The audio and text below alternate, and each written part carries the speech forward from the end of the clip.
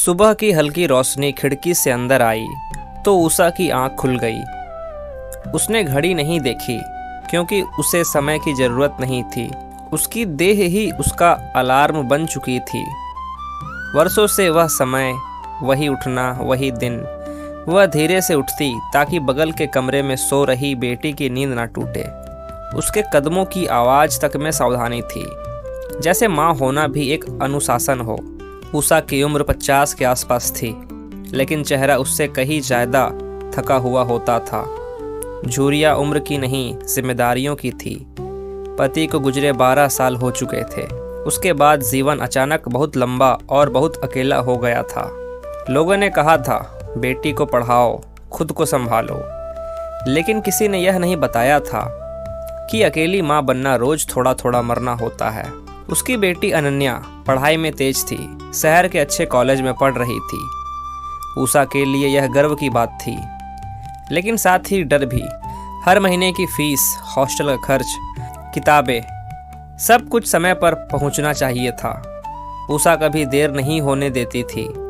वह खुद को रोक लेती थी, लेकिन बेटी को कभी नहीं। उषा एक छोटे से प्राइवेट स्कूल में सफाई का काम करती थी। सुबह जल्दी निकलती, दोपहर तक काम करती और शाम को एक घर में बर्तन धोती थी। बदन अक्सर दर्द से भरा रहता, लेकिन उसने दर्द को नाम देना छोड़ दिया था। दर्द अगर रोज हो तो वह बीमारी नहीं रहता, आदत बन जाता है। अनन्या हर हफ्ते फ़ोन करती थी। बातों में कॉलेज, दोस्त, पढ़ाई होती थी। उषा ध्यान से सुनती रहती। वह कभी यह नहीं कहती कि आज उसके घुटने के साथ नहीं दिया या किसी रात को सांस लेने में दिक्कत हुई। उसे लगता था कि अगर उसने कुछ मांग लिया तो बेटी की उड़ान कमज़ोर पड़ जाएगी। माँ ने मांगना कभी नहीं सीखा था। एक दिन स्कूल में सीढ़ियाँ चढ़ते वक्त उषा को चक्कर आ गया। उसने रेलिंग पकड़ ली और कुछ देर वहीं खड़ी रही। साथी ने पूछा तो उसे कहा, थोड़ा कमज़ोर महसूस हो रहा है। सच यह था कि उसकी आंखों के सामने अंधेरा आ गया था, लेकिन उसने डॉक्टर नहीं दिखाया। उसे हिसाब लगाना आता था, डॉक्टर की फीस बनाम बेटी की किताबें। रात को घर आकर उसने अनन्या की तस्वीर देखी, वही तस्वीर जो हॉस्टल जाने से पहले खींची गई थी। उषा ने हल्की मुस्कान के साथ कहा, बस खुश रह। माँ की दुआ भी अक्सर आदेश जैसी होती है। समय बीतता गया, अनन्या आगे बढ़ती गई। इंटर्नशिप मिली, फिर जॉब ऑफर की बातें शुरू हुई। उषा खुश थी, लेकिन अब उसका शरीर साफ संकेत देने लगा था। पैरों में सूजन, सीने में जलन, लगातार थकान। कभी कभी उसे लगता कि अगर वह बैठ गई तो उठ नहीं पाएगी। एक रात उषा बाथरूम में गिर पड़ी। आवाज़ सुनकर पड़ोसन आई, उसे उठाया गया। उस रात पहली बार उषा रोई, लेकिन रोना अपने लिए नहीं था। उसे डर लगा कि अगर वह बीमार पड़ गई तो अनन्या की पढ़ाई रुक जाएगी। सुबह उसने खुद को समेट लिया। वही काम, वही दिन, जैसे कुछ हुआ ही ना हो। अनन्या को फ़ोन किया और पूछा, खाना खाया? माँ की चिंता हमेशा आगे जाती है, खुद पीछे रह जाता है। अनन्या की नौकरी लग गई, पहली सैलरी आई। उसने माँ से कहा, अब आप काम मत करना। उषा हंस पड़ी। उसे समझ नहीं आया कि अचानक आराम कैसे किया जाता है। उसने कहा, अभी तो ठीक हूँ। सच यह था कि वह ठीक नहीं थी, लेकिन माँ होना उसे ठीक दिखाना सिखा चुका था। कुछ महीने बाद अनन्या छुट्टी लेकर घर आई। माँ को देखकर वह चुप हो गई। उषा पहले से बहुत दुबली लग रही थी। चाल में धीमापन था, आंखों में थकान। अनन्या ने जोर देकर डॉक्टर दिखाने की बात कही। उषा ने पहली बार मना नहीं किया। डॉक्टर ने जांच के बाद कहा कि शरीर बहुत समय से सह रहा है, इलाज जरूरी है। अनन्या की आंखों में आंसू आ गए। उषा ने उसका हाथ पकड़कर कहा, रो मत, मैंने कभी कुछ मांगा नहीं, आज भी मत मांग। उस रात अनन्या सो नहीं पाई। उसे एहसास हुआ कि माँ पूरी जिंदगी दिया है, लेकिन कभी लिया नहीं। उसने तय किया कि अब माँ पीछे नहीं रहेगी। उषा धीरे धीरे इलाज के लिए तैयार हुई।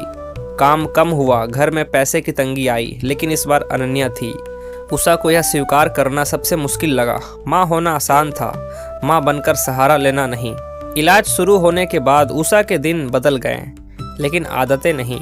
दवाइयों के साथ खाने के नियम और आराम की हिदायतें, सब कुछ उसके लिए नया था। वह बार बार उठकर कुछ ना कुछ करने की कोशिश करती, जैसे खाली बैठना उसके स्वभाव के खिलाफ हो। अनन्या उसे रोकती तो उषा मुस्कुरा देती और कहती कि माँ को यूं ही बैठना अच्छा नहीं लगता। असल में वह डरती थी कि अगर वह रुक गई तो उसे अपनी कमजोरी साफ दिखाई देने लगेगी। अनन्या अब माँ को ध्यान से देखने लगी थी। उसे हर छोटी बात दिखने लगी। सीढ़ियाँ चढ़ते समय माँ की धीमी चाल, पानी पीते वक्त हाथों का कांपना और रात में करवट बदलते समय चेहरे पर उभरती तकलीफ। यह सब देखकर उसके भीतर अपराध बोध पनपने लगा। उसे लगने लगा कि उसने माँ की चुप्पी को बहुत देर तक सामान्य मान लिया था। घर का माहौल बदल गया था। पहले उषा सब संभालती थी, अब अनन्या धीरे धीरे जिम्मेदारियां उठा रही थी। खाना बनाना, दवाइयों का ध्यान रखना, बिल भरना, ये सब करते हुए उसे एहसास हुआ कि माँ ने यह सब सालों तक बिना थके किया था और तब भी कभी जताया नहीं था। एक शाम उषा ने अनन्या से पूछा कि क्या उसे यह सब बोझ लग रहा है। अनन्या ने सिर हिला दिया। उसने कहा कि अगर बोझ किसी को उठाना था तो वह माँ ने बहुत पहले उठा लिया था। उषा की आंखें भर आई, लेकिन उसने आंसू गिरने नहीं दिए। माँ रोती भी है तो बच्चों से छुपकर। इलाज के बावजूद उषा की हालत पूरी तरह स्थिर नहीं हो पा रही थी। डॉक्टर ने कहा कि बीमारी पुरानी है और शरीर बहुत समय से उपेक्षित रहा है। यह सुनकर अनन्या के भीतर एक डर बैठ गया। उषा ने बस इतना कहा कि उसने जो भी किया सोच समझकर किया, उसे कोई पछतावा नहीं है। वह बस चाहती थी कि उसकी बेटी कभी पीछे ना रुके। एक दिन अनन्या को ऑफिस से बाहर शहर जाने का प्रस्ताव मिला। यह उसके कैरियर के लिए बड़ा मौका था। उसने घर आकर माँ को बताया। उषा ने ध्यान से सुना और कहा कि यह तो बहुत अच्छी बात है। उसकी आवाज़ में खुशी थी, लेकिन अनन्या ने उस खुशी के पीछे छुपा डर महसूस किया। उसने कहा कि वह अभी नहीं जाएगी। उषा ने पहली बार सख्ती से मना किया। उसने कहा कि माँ की वजह से बेटी का रास्ता नहीं रुकना चाहिए। उस रात दोनों देर तक जागती रही। उषा ने अपनी ज़िंदगी की बातें बताई, कैसे उसने कभी किसी से कुछ नहीं मांगा, कैसे उसे लगा कि मांगना कमजोरी है। अनन्या ने पहली बार समझा कि माँ का त्याग सिर्फ देना नहीं होता, खुद को भूल जाना भी होता है। समय के साथ उषा कमज़ोर होती गई, चलना मुश्किल होने लगा। फिर भी वह हर सुबह खिड़की से बाहर झांकती, जैसे दिन को स्वीकार कर रही हो। एक दिन उसने अनन्या से कहा कि वह अब थक गई है। यह वाक्य उसने ज़िंदगी में पहली बार कहा था। अनन्या ने उसका हाथ थाम लिया। उस स्पर्श में डर भी था और अपनापन भी। अस्पताल के कमरे में उषा बहुत शांत थी। मशीनों की आवाज़ के बीच उसने अनन्या को अपने पास बुलाया। उसने कहा कि माँ ने कभी मांगा नहीं, क्योंकि उसे डर था कि मांगने से प्यार कम हो जाएगा। अनन्या रो पड़ी। उसने कहा कि प्यार मांगने से नहीं, बांटने से बढ़ता है। उस रात उषा की सांसें बहुत हल्की हो गई। अनन्या उसके पास बैठी रही, उसकी हथेली पकड़े। उसे लगा कि माँ की पूरी जिंदगी उसी पकड़ में सिमटी हुई है, नरम, थकी हुई, लेकिन अब भी भरोसे से भरी। सुबह होने से पहले उषा चली गई, बिना किसी शोर के, बिना किसी शिकायत के। जैसे उसने पूरी जिंदगी जिया हो, वैसे ही विदा हो गई। कमरे में एक अजीब सी शांति थी। अनन्या देर तक वहीं बैठी रही। उसे लगा कि माँ अब भी वहीं है, बस शब्दों से परे। दिन बीते, अनन्या ने काम संभाला, लेकिन माँ की याद हर जगह साथ रही।